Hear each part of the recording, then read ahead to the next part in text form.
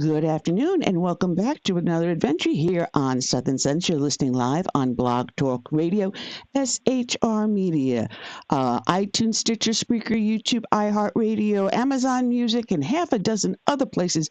I have no idea where we are. I'm your hostess with the least and mostest, the Radio Chick-A-Dee, Annie, along with my guest co-host for the day. Welcome back to the show, Joshua Perry. How are you, Josh? I'm doing great. Thank you for having me.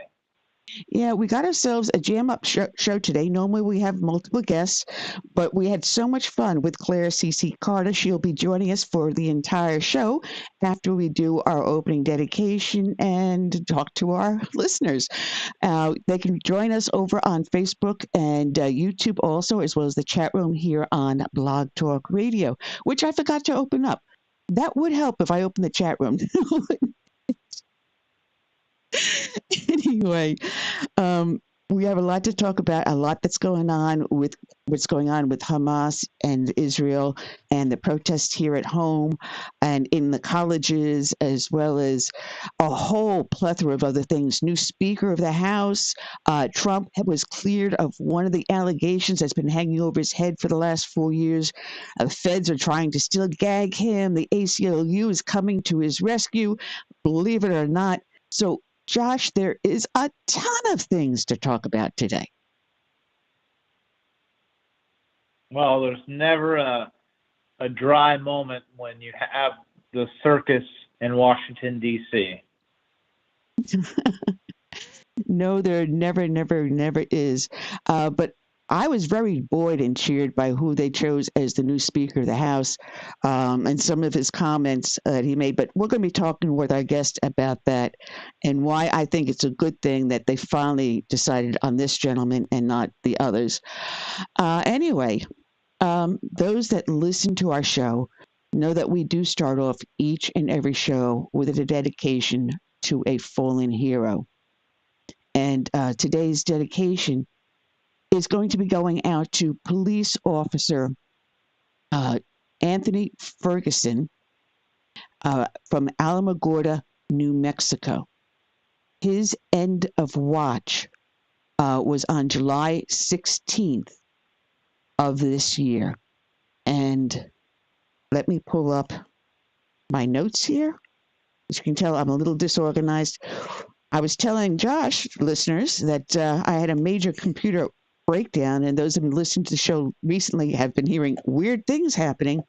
So my computer bit the dust, and this morning I had to switch systems over to a laptop. So bear with me as I pull this up.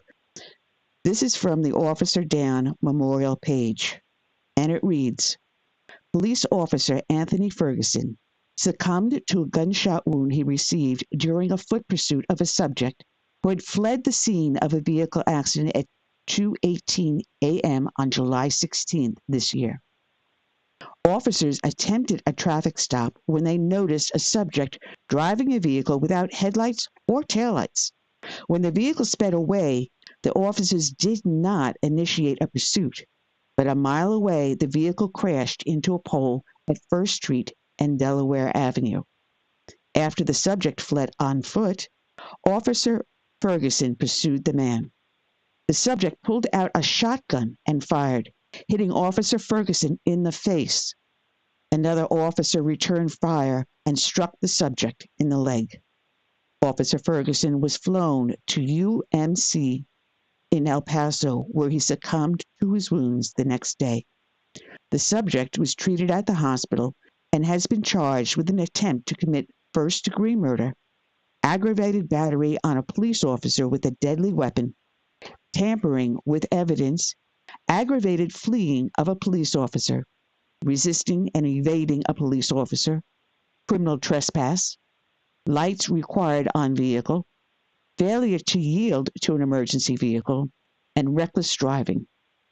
The subject had fired at officers also in January of 2023. Officer Ferguson had served with the Alamogordo Police Department for 11 years. He is survived by his daughter, son, mother, father, and 4 brothers. And this is from newsbreak.com. I never thought this day would come, she said. No words anyone can say can make this pain go away. I will always be your little lady. We were supposed to go to Europe together next year, and now that will not happen. I love you so much, and I still can't believe you're gone. I will always love you forever, and always, Ferguson, said Brittany Maudlin, the daughter of fallen officer Anthony Ferguson. Poised yet heartbroken and brave, she spoke before a crowd of hundreds, visibly shaken. Her statement of grief resulted in a standing ovation for her bravery to stand before the Alamogordo community and to honor her father. The very public funeral service of fallen Alamogordo police officer Anthony Ferguson was held on Thursday, July 20th. The service was held at the Tay Center on the campus of New Mexico State University in Alamogordo. The ceremony was packed with heart and compassion. The overwhelming theme was that Officer Ferguson was loved and respected by his family, friends, peers, and the community at large. Officer Ferguson's service was heavily attended by representatives from emergency response departments from around the state and dignitaries from the state and locally. New Mexico Governor Lujan Grisham was on hand, as well as the New Mexico Attorney General Raul Torres. Both kept a low profile out of respect for the family. Insiders said a private discussion with the family was held, but has not been confirmed by the governor's office as they had gone to print. When one looked down the bleachers, the room was filled with a sea of emergency services personnel. Each and every member took part in a very traditional police officer service, from a 21-gun salute to an air flyover, and the Scottish bagpipe tradition was in order. The casket was draped with the American flag and then folded in a ceremonial manner and given to the daughter of the deceased, along with the white gloves, which were given in honor. Another show of respect was that badge or shroud, or black bands put over or around the badges of the other officers in attendance as part of the ceremony. Bagpipes played, bringing Officer Ferguson into the ceremony, and upon his departure from the ceremony, as a leader of the procession in and out, following the casket. Several speeches were given by a former roommate, those he worked with, and those close to him. But the most memorable was from his daughter, which resulted in the standing ovation. A friend of Ferguson said the officer always strived to do the right thing and follow his training. Ferguson was also described by friends as being a loyal and courageous person who was a prankster and who loved chocolate and ice cream. Quote, "You are never going to find another like him. His bravery is unmatched. You'll never find a brave officer like him," said his speaker. Another speaker got up and spoke on behalf of the other family members and quoted them to include his mother, who was quoted as saying, "There is a hole in my heart." His brother lightheartedly said, "I was born first, but thanks for supporting Tony and family." Anise described him. "He was my role model." The ceremony concluded with the last radio call, also which ended his watch. The last radio call is done when an officer passes away.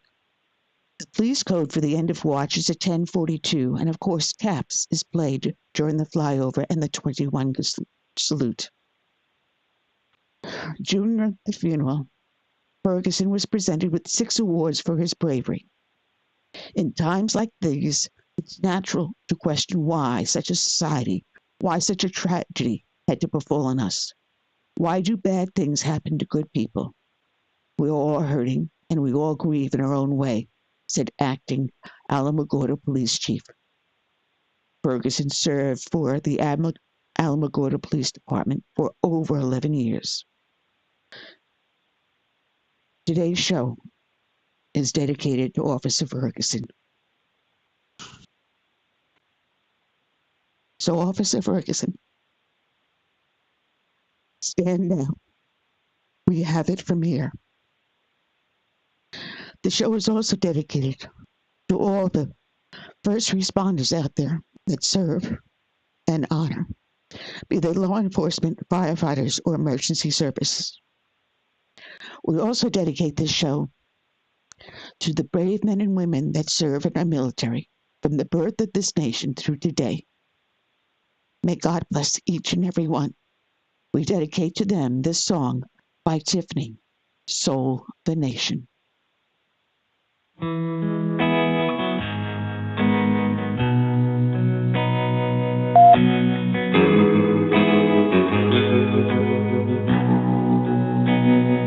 Let it be said, when we finished this race, we kept them free, we led with grace. Let it be seen, from sea to shining sea, beautiful America, living our legacy. Oh, Father, Mother, sister, brother, oh, we gotta learn to love each other. Oh, for the soul of the nation, for the next generation. Let us be known as people of honor, humble and bold, faithful to fight. Let us hold firm to our conviction with wide open hearts, eager to listen. Oh, Father, Mother, sister, brother, oh, we gotta learn to love each other. Oh, for the soul of the nation, for the next generation.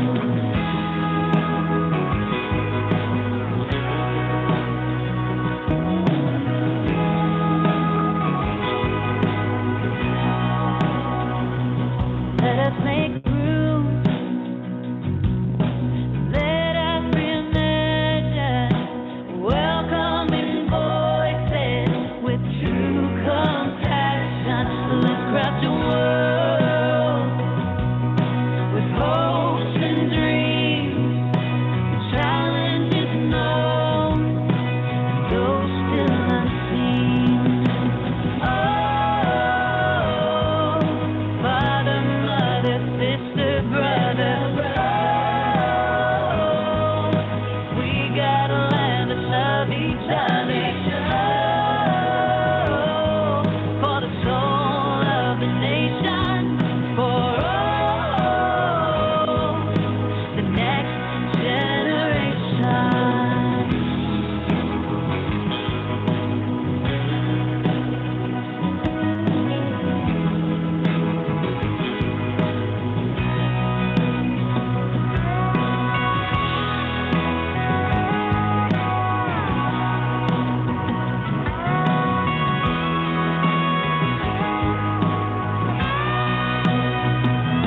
Let us be sure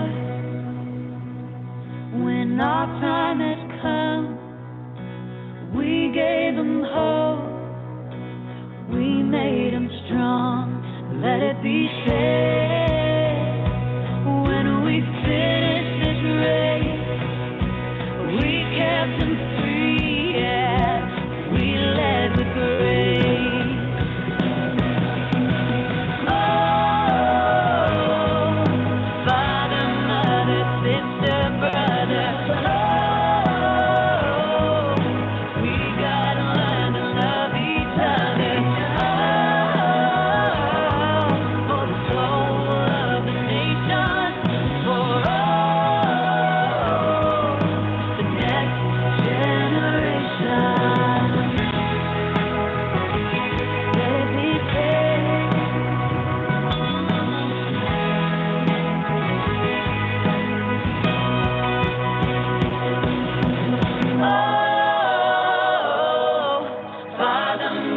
sister, brother. Oh, we gotta learn to love each other. Oh, for the soul of the nation, for the next generation.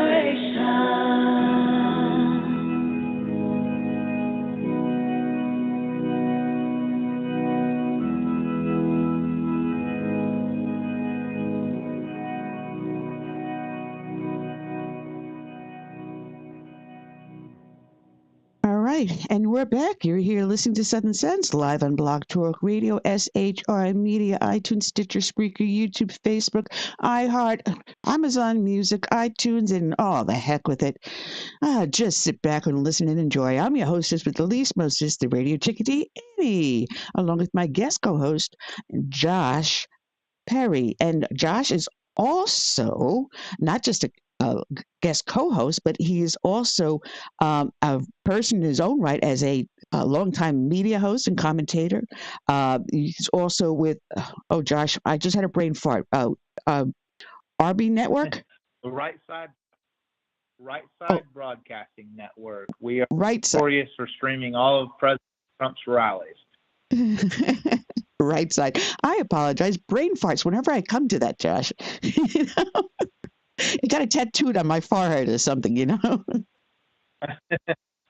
Yeah, you can follow us along at RSBN or rsbnetwork.com.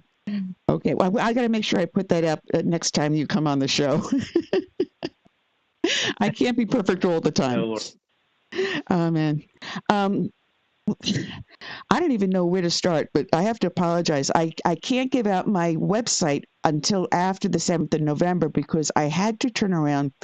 My computer crashes, my website crashes, so I've got someone working on building it back up from the ground up.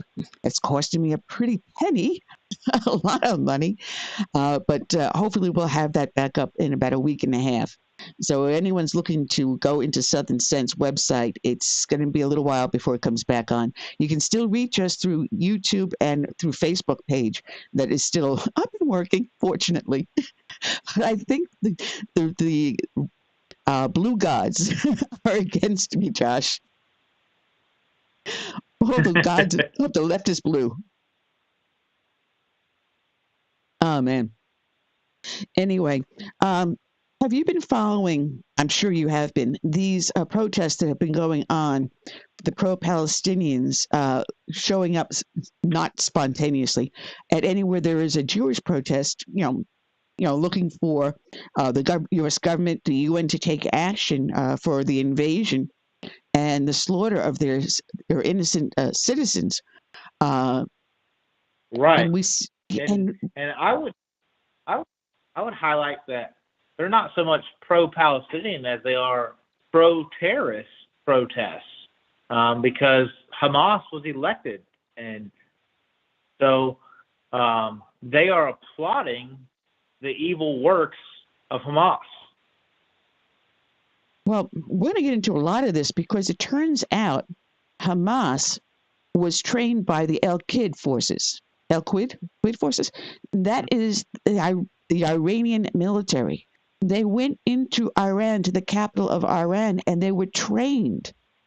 They were being trained for this event on October 7th. And there's a lot of other things we're going to go on when our guest calls in a few minutes. But there's no such thing as a coincidence. I don't believe it. Suddenly there was a deal between Egypt, the Palestinian Authority, and Israel to go drilling for natural gas reserve. And suddenly that's on hold. Hamas has turned around and was being personally trained by the Al-Qaeda in Iran. And there's a lot of other things that were going on at the same time, which kind of makes you wonder how much they want to blame Israel for being an occupier of their territory when Israel has no occupation troops there. They're not. It's being run by the Palestinian Authority, not by the Israeli government. So how can you be an occupier? Yeah, and to quote Steve Bannon, there are no conspiracies and there are no coincidences. So there are things at play we just don't know about, it seems. No, that's true. That is true. And there have been a lot of illegal entries into our country by illegal aliens. And how strange that a lot of True. them are coming from Middle Eastern countries and all of military aged men. And Yes. now we have these massive pro Palestinian uprisings, protests, actually threatening physical violence and have committed physical violence against Jewish people out there. A very large number of them suddenly, and yet they all had these uniform style things they were wearing. I'm sorry, this was not planned. This is an invasion of not just Israel, it's an invasion of the United States, and we're not recognizing it yet. Absolutely. We have this woke sentimentism here in America where we can't call a spade because we're afraid we're going to be called racist or some kind of phobe by the media. Therefore, we're allowing ourselves to be taken over from the inside. We're just opening the doors, and it's a planned invasion by the current Biden administration. You know, a number of years ago when I first started doing this broadcast, quite a number of years ago, I had mentioned about the in Muslim Brotherhood as well as CARE. They were actually going into the FBI, the CIA, Department of Homeland Security and everything, and training them on sensitivity to the segment of society. And eventually, saner heads prevailed, and CARE was then indicted in that conspiracy. I forget the Holy Land conspiracy, and they were listed as a terrorist affiliate. Muslim Brotherhood was then finally recognized as a terrorist organization. And yet we see them coming back into play today. And the rise of the Muslim Brotherhood's influence in colleges, as well as CARE, and in businesses, in corporations, these woke corporations. And this is very unsettling because if they're coming in back into colleges and businesses, how much are they now more being influenced back into our government with the voice? Look at look at Congress. The Hamas. Yeah. You have the Hamas squad, with the ringleaders of AOC, Rashida Tlaib, and Alexandria, or AOC, Rashida Tlaib, and I'm sorry, I'm blanking on the other one. The three main ones. Ilya and Omar. Yes, yep. And they are as apologetic about Hamas as they can be. They will offer some kind of weak, politically correct sentiment about a ceasefire. But I'm sorry, there's nothing to ceasefire about when you are invaded and murdered. Israel isn't the one that needs a ceasefire. They were the ones who were attacked. Right. And the Jews were in the area long before the first Muslim ever even appeared. So it's a woke revision. Yes, it's a woke revision of history. And not only that, but it's also a microcosm of a much bigger problem that we have in America, because their worldview of what they would like to do to the Jewish people and to Israel, the country, is what they would like to do to America. They want to literally destroy us, make us obsolete, and the left wants to impose their own form of woke caliphate here. Now, there is a bit of a difference in that Muslims, in and of themselves, they do not go along with a lot of the social liberalism that the left adopts, but they are both sharing an enemy of their enemy. Therefore, they're going to partner together as allies.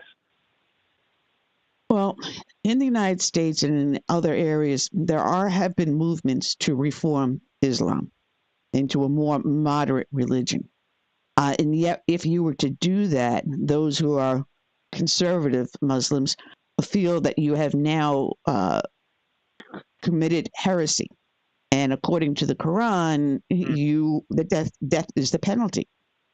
So now we have a war within Islam, but the Muslims here in America that are looking for reform are the ones that are being targeted now. It's like you either toe the line or you face the consequences. And if you don't do that, we're going to come after you. In order to do that, they must destroy America from within. And hence you have now 9 people sitting in Congress. Let me pull this up here. The 9 people that are sitting in Congress that, as you call the Hamas squad, it started off with just 3. You had AOC, Alexandria Ocasio-Cortez, Ilhan Omar, and Rashida Tlaib. And oh my God, Rashida Tlaib standing outside the steps of Congress, and her speech out there, and she got every single thing wrong. But now these 3 have been joined by Representative Jamil Bowman and Cori Bush. And Representative Bowman also was just charged a slap on the wrist for pulling a fire alarm that he says he did so because he thought it would open a locked door, and he was trying to get to the floor or to votes that were underway. If you remember, it was votes on a funding bill that would extend federal agencies being opened. And there's now video after his court appearance that have come out that shows him pulling down the signs from the doors and then pulling the fire alarm. And everyone knows what he did. He pulled the fire alarm to disrupt a congressional appointment of votes, and he's just getting a slap on the wrist for it. He's paying a $1,000 fine, which that's nothing to him, because he makes well over $100,000 a year as a member of Congress. Also, he had to issue a formal apology, and within 3 months, he'll have all the charges dropped. That was the plea deal that he made with the Attorney General from D.C. Imagine, the people who went to January 6th on the Capitol did less than that, and they're sitting right now in prison. Yes, some of them for 20 and 25 years. Well, Josh, let's welcome onto the show our guest today, returning. She hosts the Good For You Network, Claire C.C. Carter. Good afternoon, Claire. How are you today? Good to be back with you. A lot has happened since we last talked on October 6th. Oh, yes, absolutely. And I wanted to play your video, The Never Again Should There Be a 9/11. Let me just get a little queued up. I have to apologize because my computer's kind of like all whacked out at the same time. So I'm working off a laptop and another computer. So this is your Never Again Should There Be a 9/11. It certainly was not clear. Thank you so much for playing it again. Too many overwhelmed by dust, debris, and fear.